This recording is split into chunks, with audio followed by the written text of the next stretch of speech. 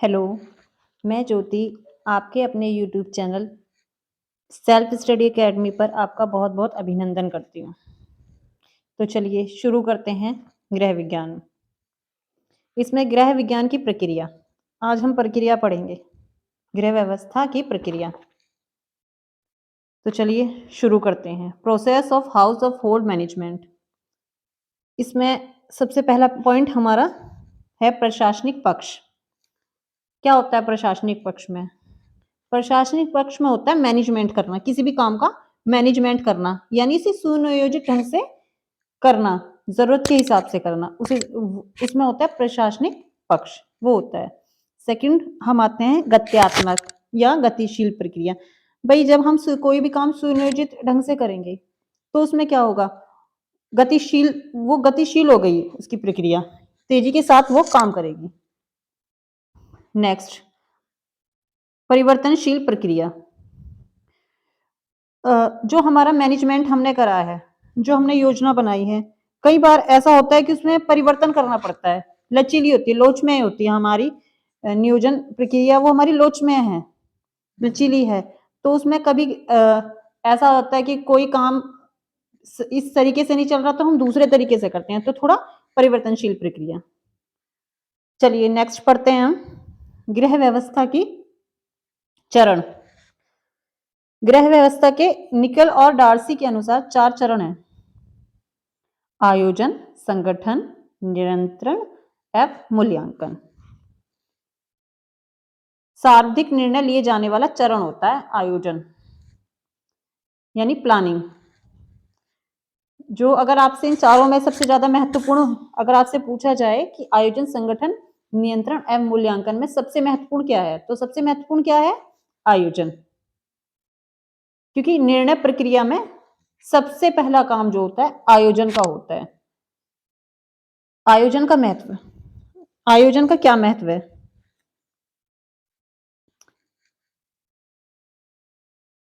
पहले हम आयोजन बता देते हैं आपको, आयोजन है क्या। योजना का शाब्दिक अर्थ होता है किसी वांछित उद्देश्य की प्राप्ति के लिए पहले से ही कार्यक्रम रूपरेखा तैयार करना। कैसे? भाई हमें कोई काम करना है तो हम उसकी प्लानिंग करेंगे पहले, किस तरीके से, कैसा काम, इसमें क्या क्या चीजें लगेंगी, क्या क्या योजनाएं बनाई जाएंगी, इसकी रूपरेखा, इसका कार्यक्रम, सारी चीजें हमें तैयार करनी पड़ती हैं। चलिए अब इसका हम पढ़ेंगे महत्व। आयोजन उद्देश्य व लक्ष्यों पर ध्यान देने हेतु आवश्यक है।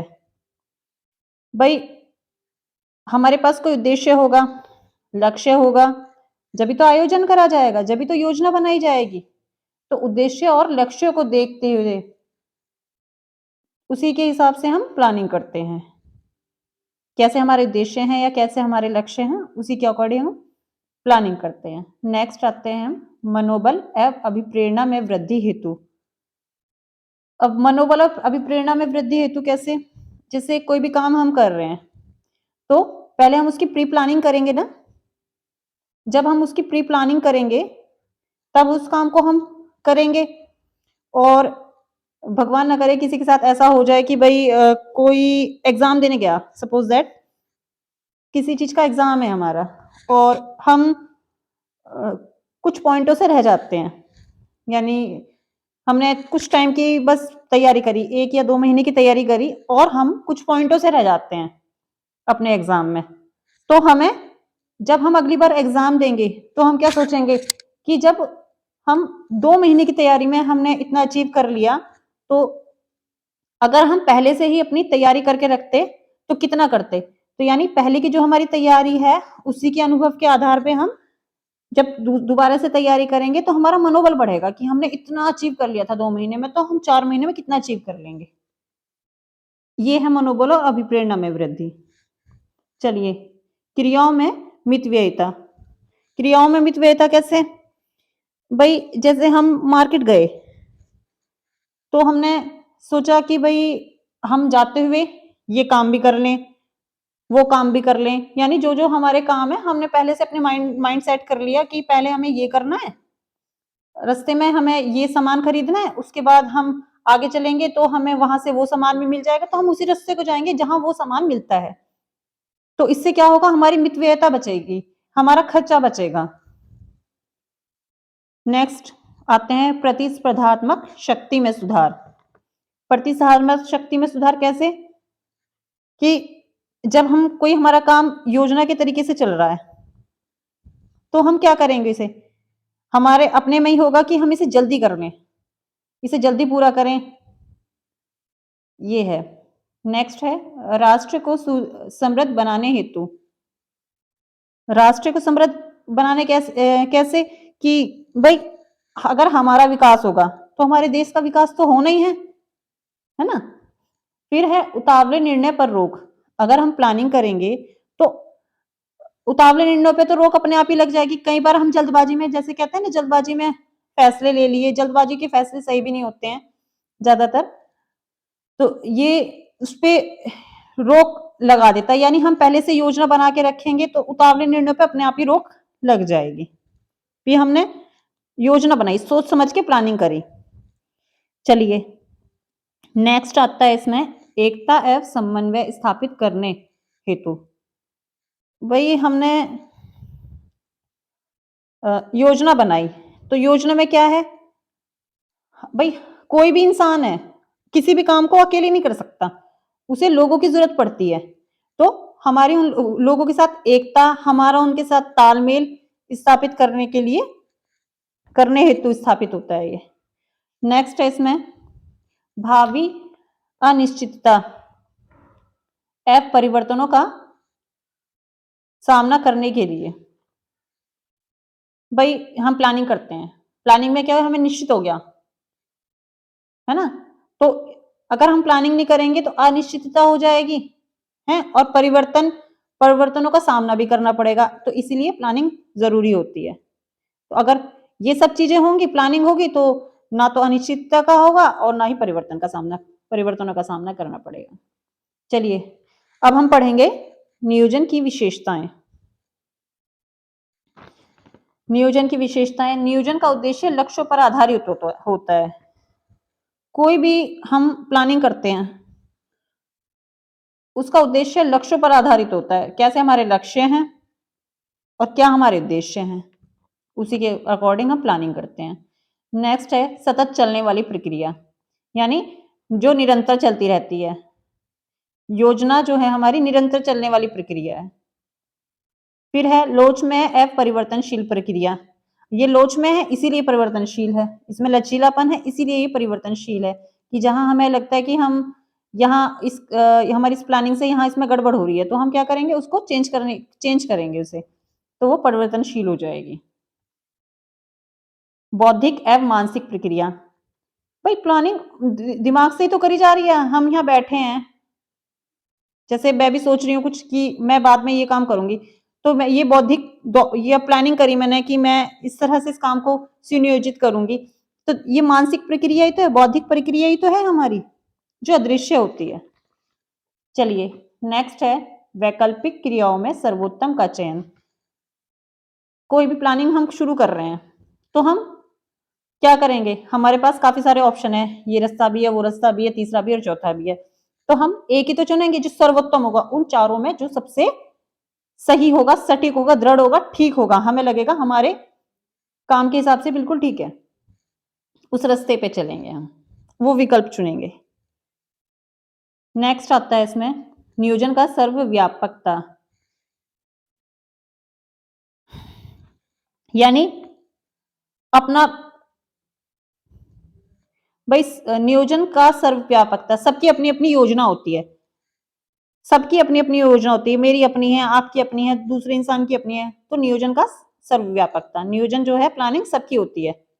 कोई छोटा बच्चा भी खेल रहा है ना, तो वो भी प्लानिंग करके खेलता है, कि जैसे बैट बॉल भी खेल रहे हैं, कि प्लानिंग करी ना उन्होंने कि भाई हम विकेट वहां रख रहे हैं, वहां से बॉल थ्रो करनी है, सब प्लानिंग ही तो है ये।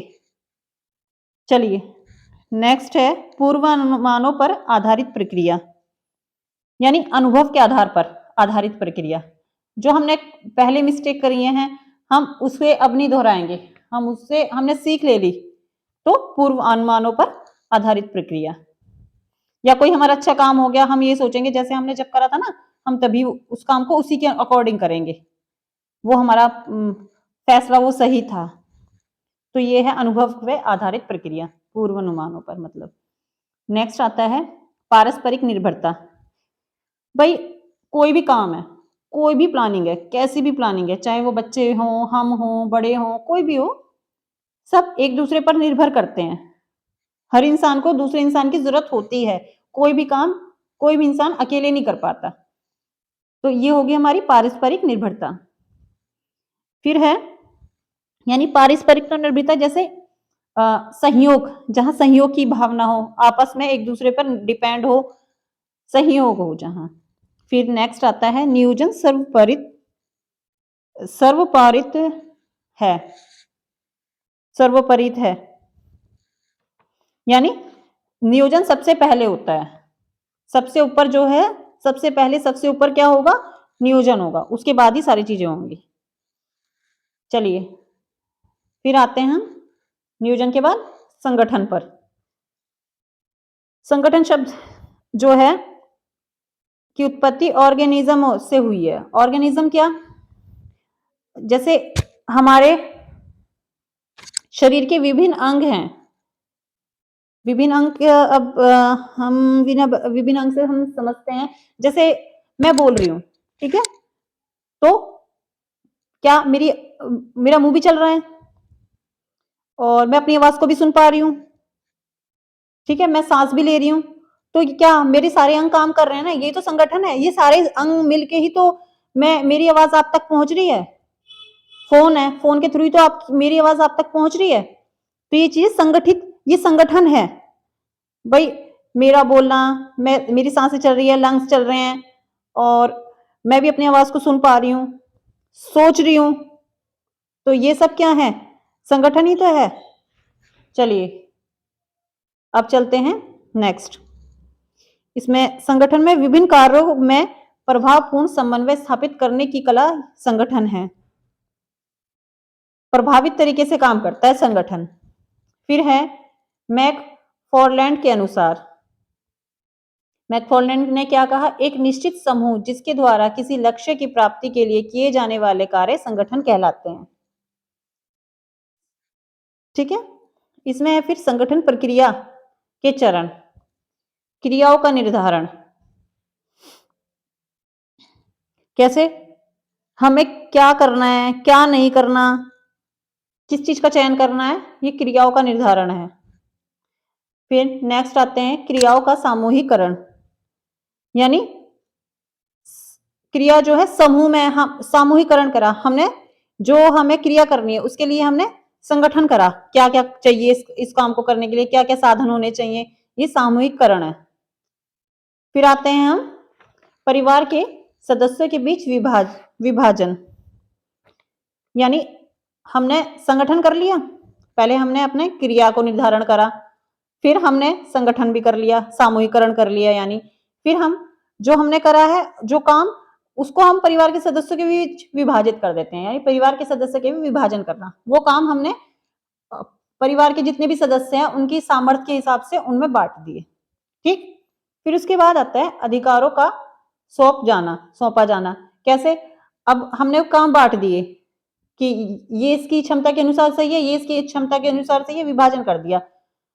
अब जो उसके अधिकार हैं, जो उस पे वो काम करेगा और जो उसको अधिकार चाहिए वो उसको अधिकार सौंप दिए।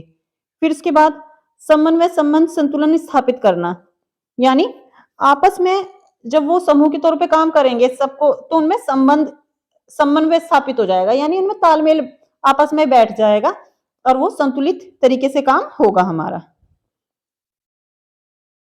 चलिए अब नेक्स्ट पढ़ते हैं संगठन का महत्व। अभी संगठन पढ़ा, अब संगठन का महत्व पढ़ रहे हैं। अभी हमने संगठन के चरण पढ़े हैं, अब संगठन का महत्व। चलिए तो इसके महत्व क्या है, कार्य क्षमता में वृद्धि हेतु, भाई संगठन, अगर हमारा संगठन सही होगा तो हमें कुछ चीज, या हमें कपड़े सिलने हैं जैसे, तो इसके लिए क्या चाहिए, सिलाई मशीन भी चाहिए, सिलाई मशीन के साथ लाइट की रोशनी का भी प्रबंध होना चाहिए, सिलाई मशीन में सुई भी चाहिए।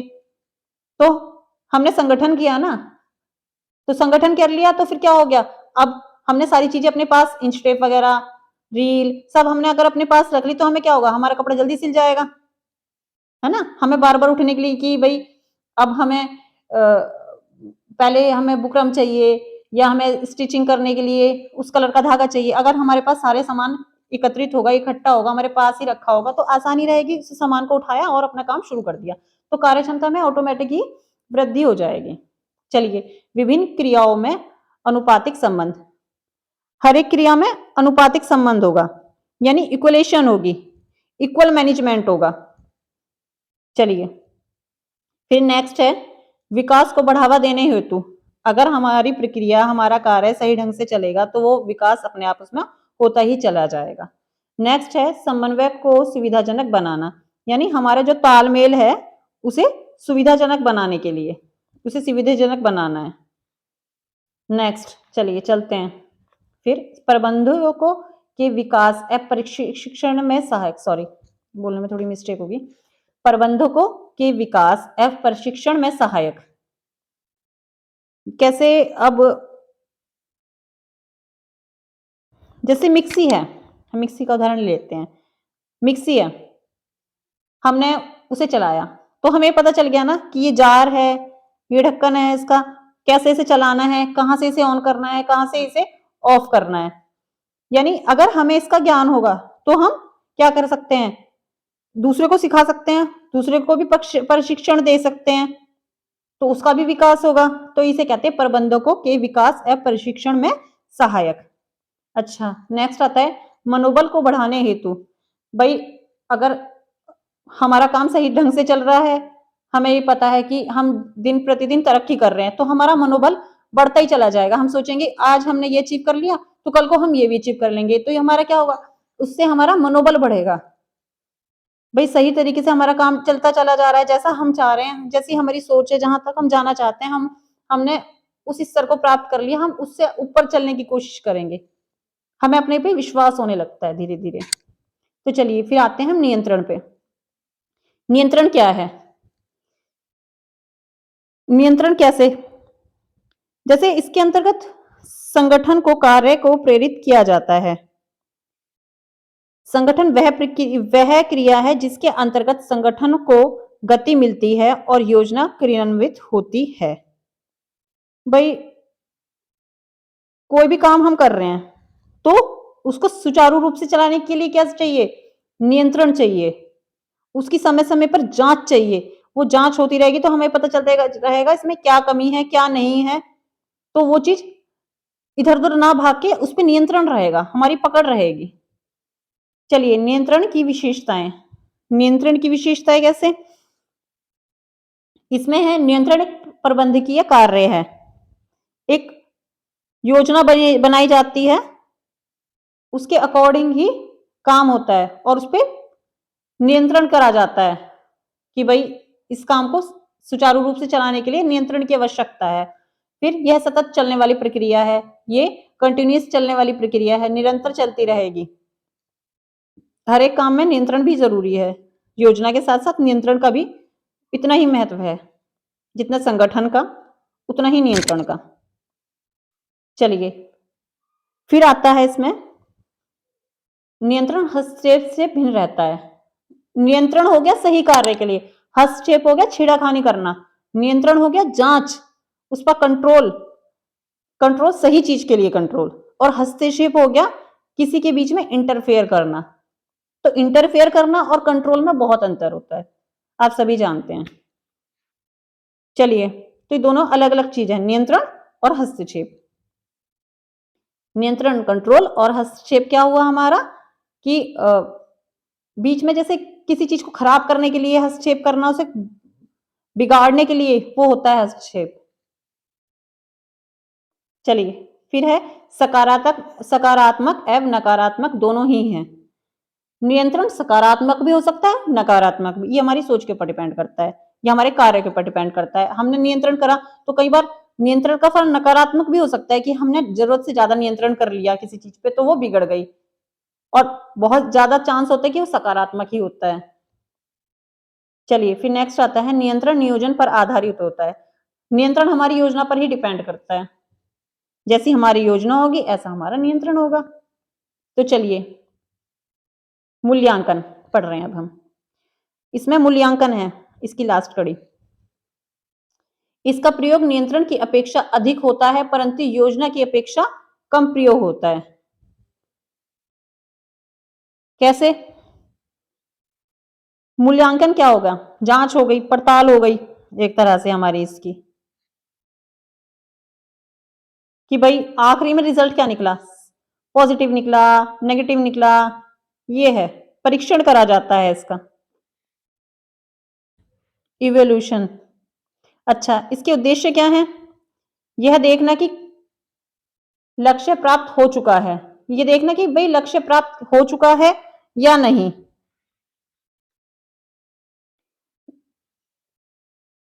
इसमें नेक्स्ट है, इसमें अगली योजना के लिए आधार के रूप में प्रयोग करना। हमने पहले देखा कि हमारी हमने ये चीज हमारी हो चुकी है, ये काम हमारा हो चुका है, तो नेक्स्ट योजना जो है उसी के आधार पर करी जाती है अगली योजना। फिर है संपूर्ण योजना को संशोधित करने के लिए, सारी योजना को सही तरीके से चलाने के लिए। फिर आता है इसमें नई अंतर्दृष्टि प्राप्त करना।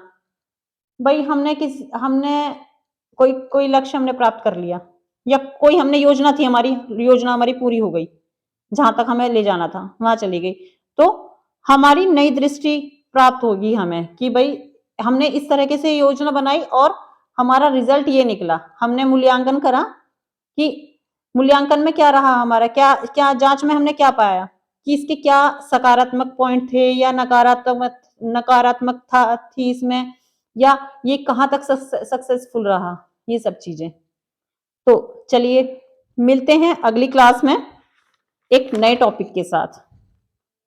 तो इतने, अपना ध्यान रखिए, टेक केयर, बाय।